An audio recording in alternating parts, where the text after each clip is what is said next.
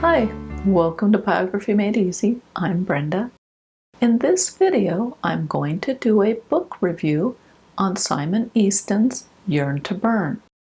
Before I get going, I should tell you that the publisher sent me this book, but I do not receive any compensation through the sale of the book or for doing this review. Simon Easton's book is filled with a wide range of functional art projects. All of the projects use basic burn strokes that I doubt very few, if any, would have a problem creating. But despite the simplicity of the burn strokes, Simon creates some rather elaborate-looking artwork. For example, his mandala-styled placemats and coaster set looks complex, but he breaks it down into steps that are very easy to follow along with. As an added bonus with this project, Simon shows you the steps to be able to create your own design, and if you don't want to do that, there is the pattern that is included.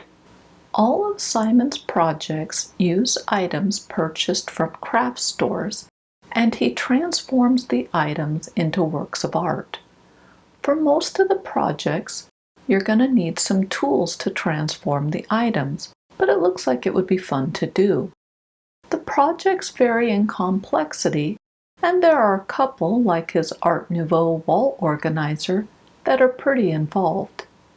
The organizer is also one that requires a few items to make, but you'll be given a parts list covering everything you'll need, and then he provides detailed instructions with lots of pictures to help you craft the item. Another thing I found of interest in the book was the game boards. He has two, Reversi and Solitaire marbles. Both games look like they would be a lot of fun to play, and I think kids, probably 8 years and older, would have a lot of fun with them. I also think they would make great gifts. What's neat with the marble game is you can add a light to the base, and so it could be played in the dark as it kind of glows. Again, I think that's something kids would have a lot of fun with. Now, the only negative-ish thing I can say about this is don't let the title, A Pyrography Masterclass, deceive you, because you're not going to learn any advanced pyrography burn strokes in this book. Instead, you will learn burn strokes that are basic enough that anyone could do them, and using a soldering iron or solid tip type of wood burner.